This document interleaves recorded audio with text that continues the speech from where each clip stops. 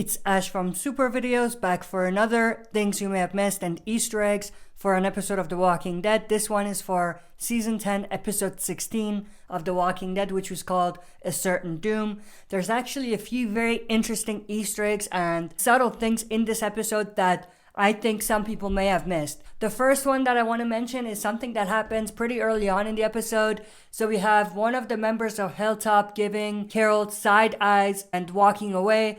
And then after that, there's a conversation between Carol and Diane, who we actually see in the background.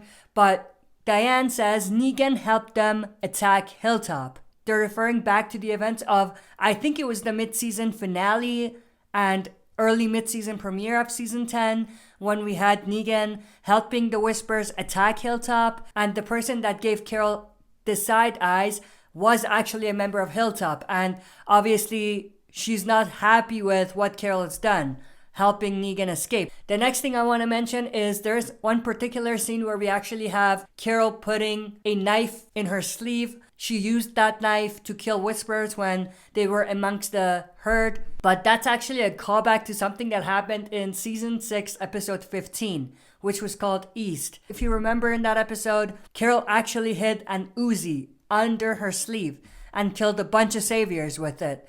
So I love how that connected back to that moment.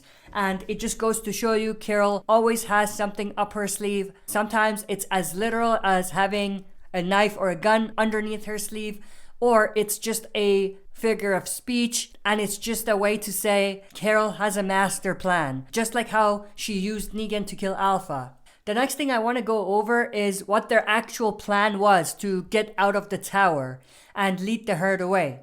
So of course, Luke was talking about these equipment that he had earlier on in the episode, and those were actually the equipment or the speakers that they used to blast off the music to attract the herds towards it and get the herd away from the tower. To have the wagon with the equipment go over the cliff, obviously with no one in it. Because the music is blasting and the herd is following them, they will all die, just like they did really, but it would involve the wagon falling off the cliff as well. But obviously they lost the wagon, the herd surrounded it and they lost it. And at that point, it was Lydia who volunteered to basically be the one that leads the herd away and fall to her death along with the herd. So a sacrifice, basically, a suicide mission. But it was Carol at the last moment who took her place. But we all saw what happened at the end. None of them actually died. I want to talk a little bit about that later on in this video, so I'm not going to dive into detail here. The next thing I want to mention, which is actually pretty interesting, is there was a moment when Oceanside were talking about helping out. It was right after Lydia volunteered to actually join them and go out into the herd. This was obviously earlier on in the episode, but right after she mentioned that, it was Oceanside members, Rachel and Beatrice, who said, "We're willing to help, but not if she goes," referring to Lydia. And then she says, "I know she's earned her trust with you, but Oceanside isn't ready. Not with this." What I found interesting was that immediately after that, they showed a shot of Negan.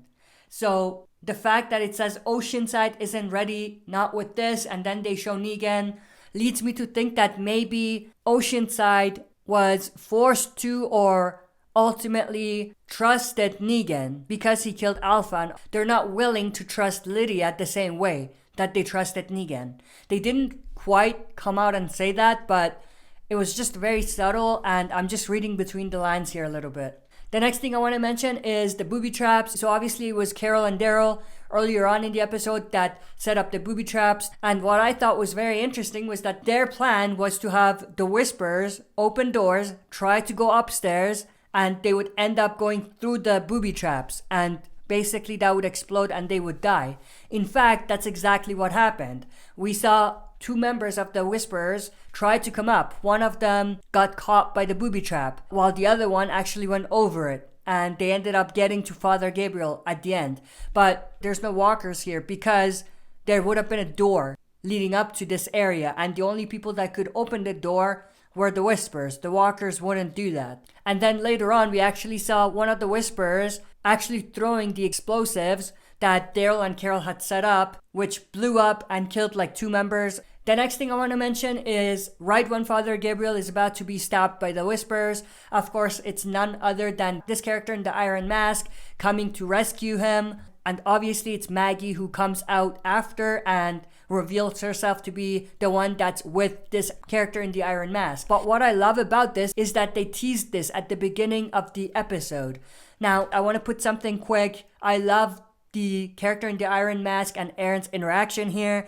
They didn't really say a word, but there was just a lot of humor in it, even though none of them said anything and it wasn't anything big. It was just a small moment, but I loved it. But what I wanted to mention is earlier on in the episode, it's actually the exact same character in the Iron Mask who shows up and saves Alden and Aaron. And I'm sure that Maggie would have been around in this particular scene. The next thing I want to mention is there's this scene right here where we have Beta watching Whispers around him getting their throat cut and getting killed by the survivors.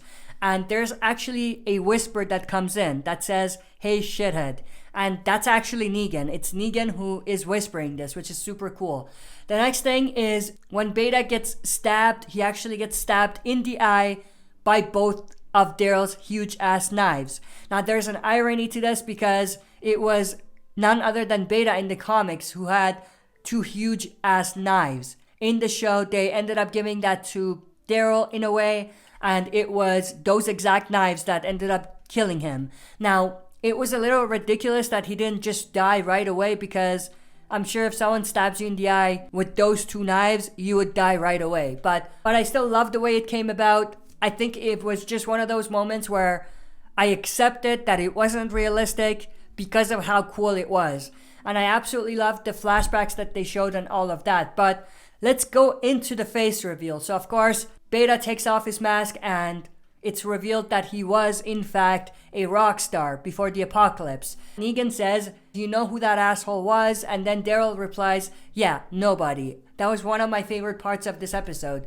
But for those of you that still don't know what the big reveal was, Beta was revealed in season 10 episode 14, which was called Look at the Flowers, to be a country singer named Half Moon. I know I said rock star, but you get what I mean.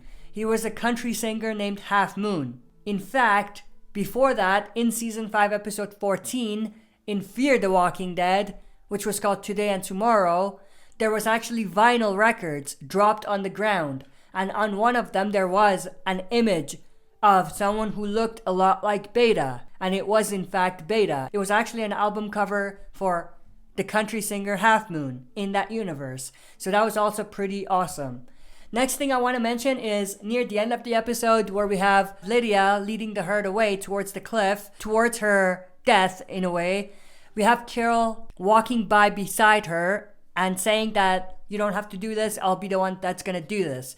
But what I found was very interesting is how that scene paralleled how Lydia and Alpha used to roam amongst the herd. Looking at those 2 side by side, that's pretty awesome. Speaking of Carol, there's this moment right here where Carol is standing on top of the cliff waiting for the herd to push her down. That's actually a great callback to something that happened earlier on in season 10, episode 1, where we had Carol looking down from the cliff and seeing Alpha down there. So it was Carol on one side of the cliff and it was Alpha on the other side of the cliff.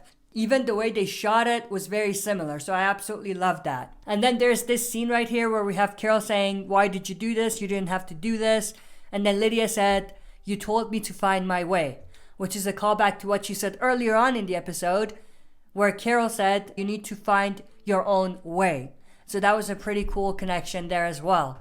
The next thing that was pretty cool is when we have this scene between Daryl and Carol. The way they talked, they were actually setting up the 4th spinoff, which is about Daryl and Carol. So that was pretty awesome. There's even a moment where Daryl says, "Let's go to New Mexico," or something along those lines. And that's exactly what he said in season 10 episode 1 when they were talking about riding into the sunset. Daryl told Carol we could go to New Mexico. So I thought that callback or connection was awesome as well. The next thing I want to mention is the final moments of the episode where we have these people in gear surrounding Princess, Ezekiel, Yumiko, and Eugene. For those of you that don't follow the comics, those are actually members of a group called Commonwealth. In the comics, in issue 175, they're introduced and they have the exact same gear in a way. And the way that they surrounded the group was exactly the same way that they did it in the comics. Now, the way they look, as similar as it is to the way that they actually look in the comics, it's more grounded in reality, which is pretty cool. Because in the comics, they looked like Star Wars characters in a way. But in the show, they made it a little bit more realistic. And it's not too different. It's just that the way it's designed, it's not as sci-fi looking as it did look in the comics. But we're going to see more about this group in the next season, obviously. But this group is actually from the same community or camp that Stephanie is from. Stephanie being the girl that Eugene was communicating with on the radio, who he thought he'll be meeting with in this train yard that they were at.